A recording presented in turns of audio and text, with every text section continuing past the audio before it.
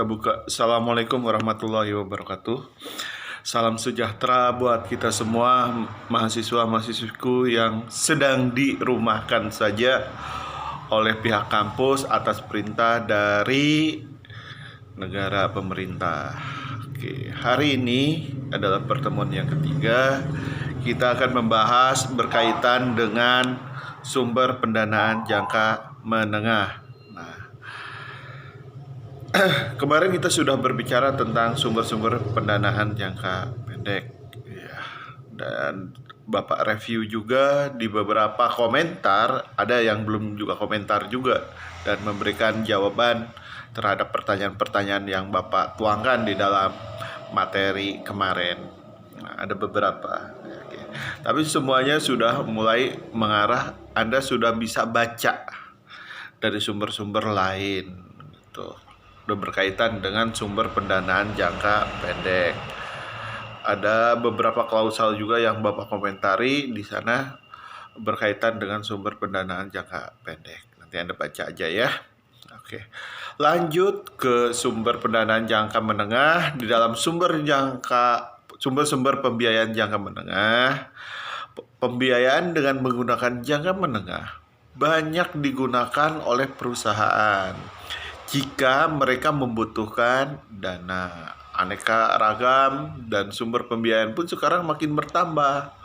Walaupun sebenarnya tidak dibedakan secara jelas jangka menengah dan jangka panjang.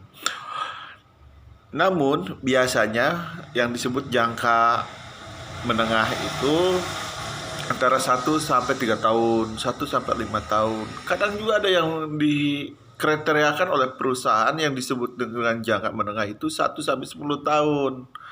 Dan selebihnya adalah jangka panjang. Masuk ke pembahasan dalam pembiayaan jangka menengah. Beberapa hal yang akan dibahas pada bagian ini. Pertama adalah berkaitan dengan pinjaman berjangka term loan. Yang kedua, ketentuan-ketentuan perjanjian pinjaman. Kemarin ada di klausal ada syarat-syarat bagaimana sih untuk mencari pendanaan. Nah, ada syaratnya KTP atau yang lainnya semacamnya.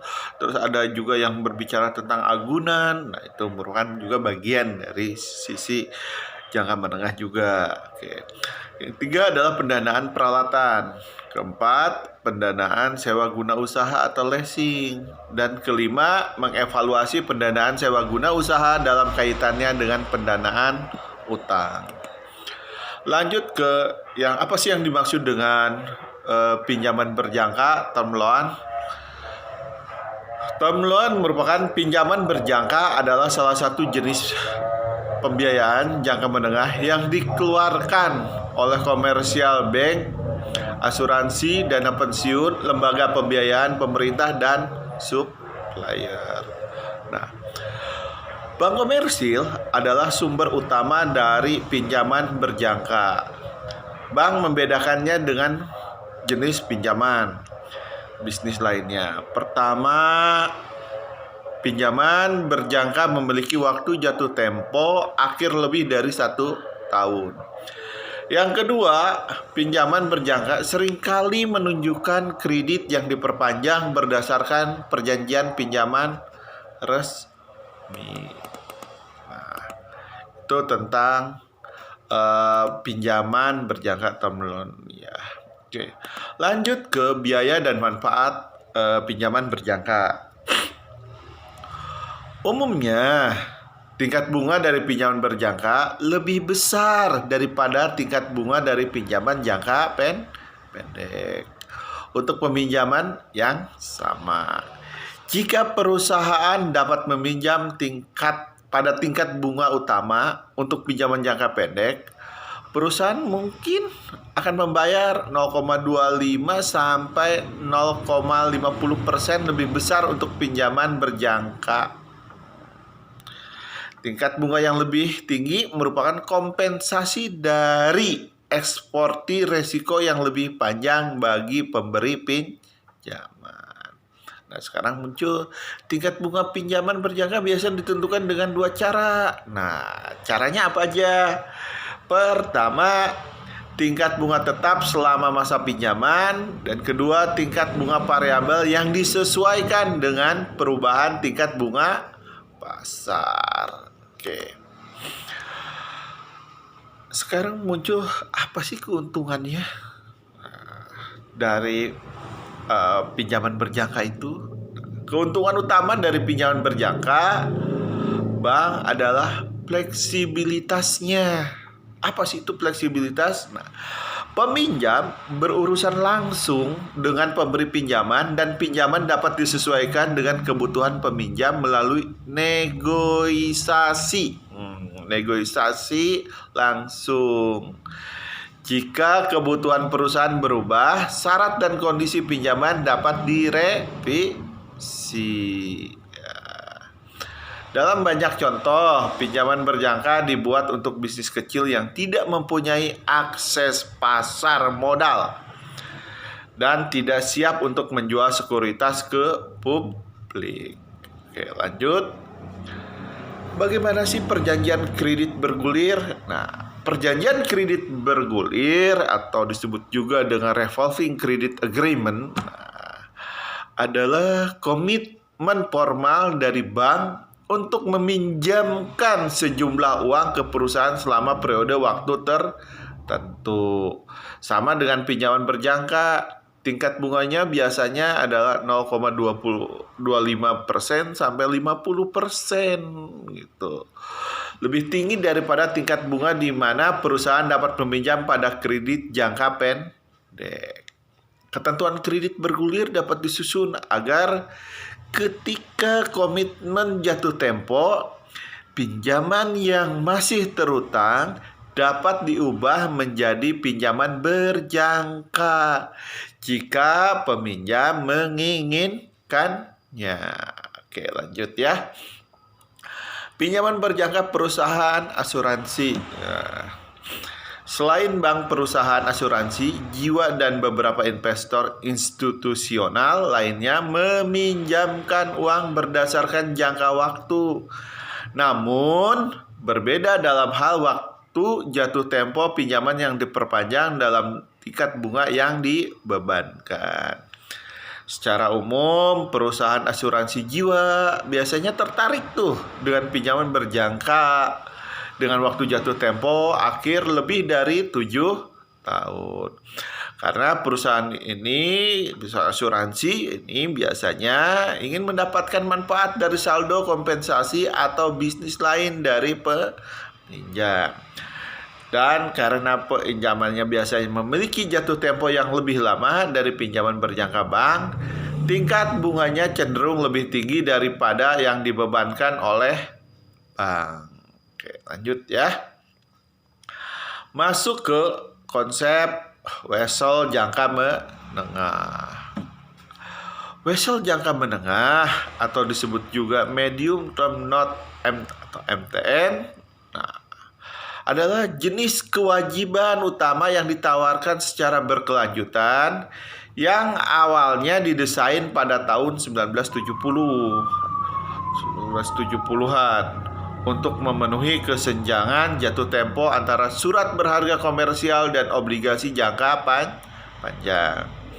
Awalnya MTN diterbitkan dengan rentang jatuh tempo antara 9 bulan sampai dengan 2 tahun.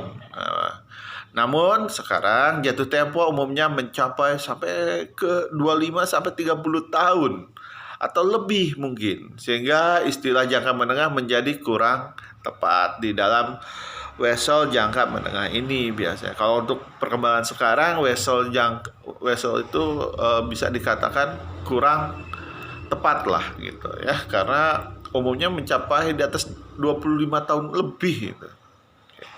Lanjut ke ketentuan-ketentuan perjanjian pinjaman.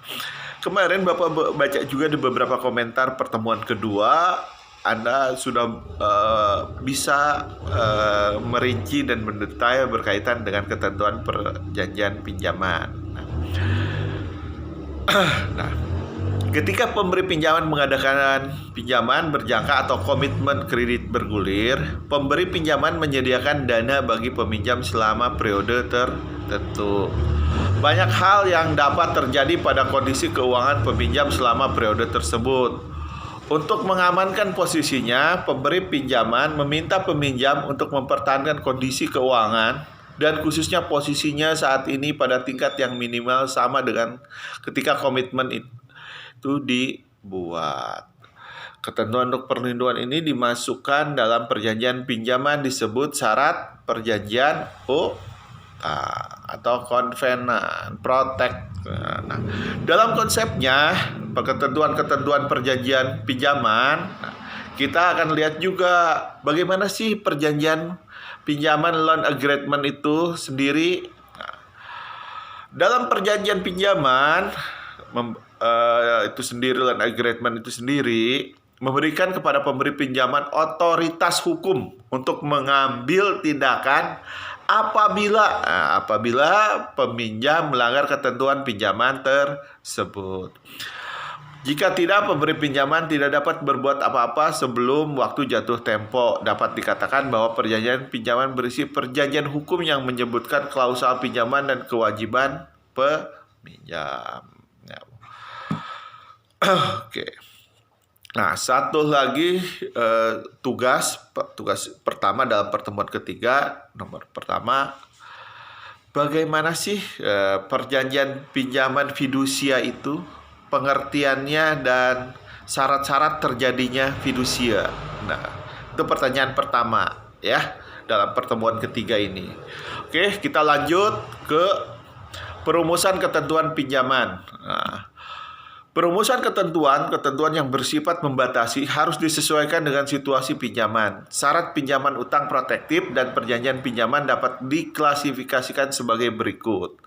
Ketentuan umum biasanya berubah-ubah sesuai dengan situasi. Yang kedua, ketentuan rutin biasanya tidak berubah-ubah. Dan ketiga, ketentuan khusus digunakan menurut situasional. Ketentuan umum. Pertama, persyaratan modal kerja. Persyaratan ini merupakan ketentuan yang paling komprehensif dalam perjanjian pinjaman. Tujuannya adalah mempertahankan posisi perusahaan saat ini dan kemampuannya untuk melunasi utang. Yang kedua, batasan dividen tunai dan pembelian kembali saham biasa. Ingat, pembelian kembali saham biasa. Ketentuan ini bertujuan untuk membatasi uang tunai yang keluar dari bisnis sehingga mempertahankan likuiditas perusahaan. Oke. Ketentuan umum lainnya ketiga yaitu batasan pengeluaran modal. Batasan ini adalah alat lain yang digunakan oleh pemberi pinjaman untuk memastikan keamanan posisi peminjam. Dengan batasan ini, bank lebih yakin bahwa likuiditas aktiva tetap tidak perlu dilakukan untuk pelunasan pinjaman. Keempat adalah batasan pada utang lainnya. Ketentuan ini melindungi pemberi pinjaman untuk menghindari pemberi pinjaman memperoleh klaim terlebih dahulu atas aktiva peminjam di masa mendatang. Nah, ketentuan rutinnya seperti apa sih? Ketentuan rutin biasanya bersifat fleksibel. Umumnya perjanjian pinjaman meminta peminjam untuk menyediakan laporan keuangan bagi bank dan mempertahankan asuransi yang memadai. Selain itu, peminjam biasanya tidak boleh menjual sebagian besar dan asetnya harus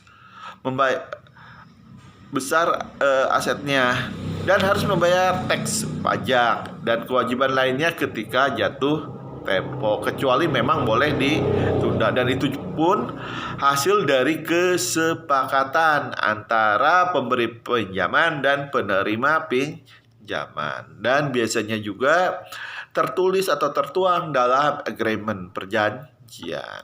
Oke, lanjut ketentuan khusus. Dalam perjanjian pinjaman khusus, pemberi pinjaman menggunakan ketentuan khusus untuk mencapai perlindungan yang diinginkan atas pinjamannya. Perjanjian pinjaman dapat berisi pemahaman tertentu mengenai penggunaan hasil pinjaman agar tidak akan ada pengalihan dana ke tujuan lain yang tidak sesuai dengan ketika peminjam diajukan dan dinegosiasikan. Oke, lanjut. Ada lagi istilah yang di dalam konsep manajemen keuangan, yaitu pendanaan menengah, jangka menengah untuk pendanaan peralatan. Nah, oke. Dalam pendanaan peralatan, kita kan membutuhkan yang namanya sektor investasi atau modal. Perusahaan juga harus memikirkan keberlanjutannya. Makanya perusahaan biasanya melakukan yang namanya investasi dalam peralatan, dan tentu juga bagian dari capital expenditure atau CAPEX. Oke. Masuk pendanaan peralatan ya. Oke. Bank komersial, perusahaan pendanaan, dan penjual peralatan adalah beberapa sumber pendanaan peralatan. Penjual peralatan mungkin mendanai pembelian dengan cara memiliki wesel yang dijamin ataupun dengan menjual wesel tersebut ke lembaga keuangan lainnya atau pihak ketiga juga mungkin ya. Pinjaman peralatan dapat diperoleh melalui hipotek barang bergerak atau melalui kontrak penjualan bersyarat. Oke. Hipotek barang bergerak itu apa sih? Hipotek barang bergerak atau chattel mortgage adalah hak gadai lain atas properti selain real estate. Peminjam biasanya menandatangani perjanjian jaminan security agreement yang memberikan hak gadai bagi pemberi pinjaman atas peralatan yang disebutkan dalam perjanjian. Untuk menyempurnakan membuat valid secara hukum hak gadai, pemberi pinjaman menyerahkan salinan dari perjanjian jaminan atau pernyataan pendanaan ke kantor publik di mana peralatan tersebut berada. Bagaimana sih kontrak penjualan bersyarat itu biasanya? Nah, kontrak penjualan bersyarat, conditional sales contract, merupakan sarana pendanaan yang disediakan oleh penjual peralatan yang memiliki hak atas peralatan tersebut hingga pendanaannya dibayar seluruhnya. Pembeli menandatangani perjanjian jaminan kontrak penjualan bersyarat untuk mengangsur pembayaran secara periodik ke penjual selama periode waktu tertentu. Oke. Terakhir ke konsep pendanaan sewa guna usaha.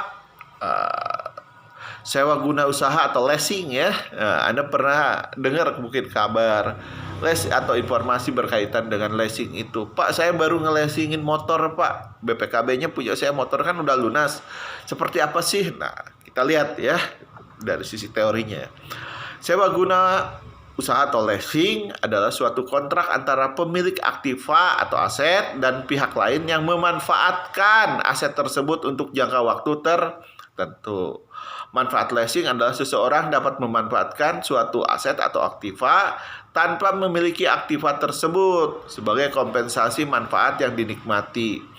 Maka ia harus membayar secara periodik sebagai sewa aktiva yang digunakan. Lanjut. Nah, pihak-pihak dalam leasing itu siapa aja biasa? Yang pertama adalah lessor, yaitu perusahaan sewa guna atau pihak yang memberikan jasa pembiayaan kepada pihak lesi dalam bentuk penyediaan barang modal. Lessor juga biasa disebut pihak yang menyewakan. Lesi yaitu perusahaan atau pihak yang memperoleh pembiayaan dalam bentuk barang modal dari pihak lessor. Lesi bisa disebut pihak penyewa. Oke. Ada sedikit pemahaman mungkin yang mahasiswa dan mahasiswiku yang sedang dirumahkan saja oleh pihak kampus. Untuk pertanyaan yang kedua, coba Anda observasi lembaga keuangan ya atau lembaga keuangan yang memberikan kontrak, pertanyaan kedua ya, kontrak perjanjian dari pendanaan jangka menengah. Seperti apa sih? Gitu. Kemarin udah ada yang beberapa yang menjawab, tapi mohon didetailkan kembali polanya seperti apa ya dari sisi keuangannya ya. bukan dari sisi persyaratannya saja. Kemarin ada yang dari sisi persyaratannya. Anda buat simulasi kalau Anda pinjam untuk jangka menengah 3 tahun lah atau 5 tahun lah pinjaman untuk investasi kendaraan mobil gitu ya, misalkan, atau motor, sepeda motor. Anda gunakan bagaimana formulanya untuk cicilannya atau perhitungan-perhitungan yang dilakukan oleh pihak lembaga keuangan. Yang kedua itu. Yang ketiga, jika kita ingin memberikan stimulus terhadap investasi terhadap sumber pendanaan jangka menengah, yang baik untuk posisi di Indonesia itu seperti apa untuk kondisi saat ini pendanaan? Apakah kita bisa melakukan klausul pinjaman atau pencarian dana jangka menengah atau ditunda gitu? Apakah Anda akan melakukan proses seperti itu atau ditunda? Jika perusahaan, misalnya milik Anda, perusahaan tersebut ingin ekspansi dengan kondisi seperti sekarang ini, apakah akan ditunda atau tetap berjalan? Nah, itu coba Anda terangkan di untuk pertanyaan ketiga ini. Oke, demikian pertemuan ketiga ini, semoga ada hikmahnya, dan yang sedang dirumahkan saja Anda bisa lebih memberikan nilai-nilai inovasi di rumah seperti apa ya kegiatan-kegiatannya. Oke, kita akhiri. Assalamualaikum warahmatullahi wabarakatuh.